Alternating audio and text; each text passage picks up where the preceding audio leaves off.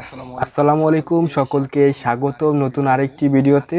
আজকে আমরা এমন এক ভিন্ন ধরনের মডাল ভার্ব নিয়ে আলোচনা করব, যেটা কখনো মডাল ভার্ব, কখনো আবার প্রিন্সিপাল প্রাইমারি ভার্ব হিসেবে ব্যবহার হয়ে থাকে। আজকের এই ভিডিওতে আমরা দুটোটাই ক্লিয়ার করার চেষ্টা করব। নিড কখনো কখনো অর্ডিনারি ভার্ব, আবার কখনো কখনো মডাল ভার্ব হিসেবে ব্যবহৃত হয়।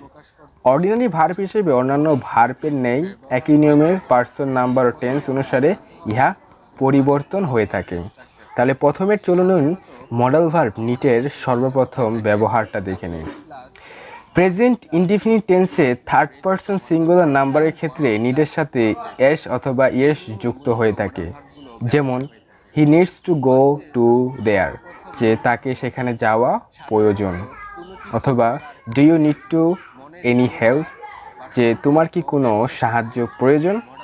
এখানে একটা জিনিস বলা ভালো, কখন নিড মডাল ভার্ব হবে, কখন নিড প্রাইমারি অর্থাৎ প্রিন্সিপাল হবে। যখন আপনি নিডের পরে আরেকটা ভার্ব বসবে এবং যে ভার্বটির আগে কখনো টু অথবা আইএনজি যুক্ত হবে না, তখন সেই নিডটি হবে মডাল ভার্ব।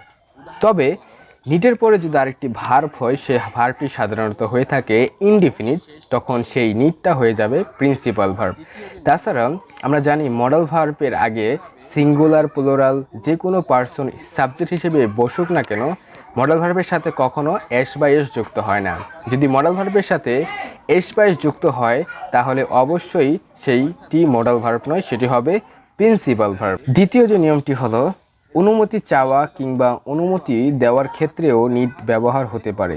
যেমন you need not wait anymore, যে তোমার আর কোনো মতে অপেক্ষা করা দরকার নেই। এবং সর্বশেষ নিটের ব্যবহার, যেমন মডাল ভার্ব হিসেবে নিটের পাস্ট ফর্ম হয় না, তবে অতীতকালে কেউ কোনো কাজ করেছিল যা ছিল অনাবশ্যক বা অপ্রয়োজনীয় বা না করলেও চলতো, এরূপ অর্থ প্রকাশ করতে নিড নট হ্যাভ প্লাস ভার্বের সাথে পাস্ট পার্টিসিপল ফর্ম অর্থাৎ V3 ব্যবহার হয়ে থাকে। যেমন we need not have attended the meeting, যে আমাদের সেই মিটিংটায় অংশগ্রহণ করার কোনো প্রয়োজনই ছিল না। আজকের এই ভিডিওতে আমরা মডাল ভার্ব নিড, তার পাশাপাশি প্রিন্সিপাল ভার্ব নিড, এই দুটো আমরা জানতে পেরেছি, এর ভিন্নতাও জানতে পেরেছি। এই ভিডিও থেকে আশা করি নিডের বিভিন্ন ধরনের ব্যবহার শিখতে পেরেছেন এবং আপনি উপকৃত হয়েছেন। ভিডিওটি ভালো লাগলে অবশ্যই লাইক করবেন, কেমন লাগলো সেটা অবশ্যই কমেন্টের মাধ্যমে জানিয়ে দেবেন।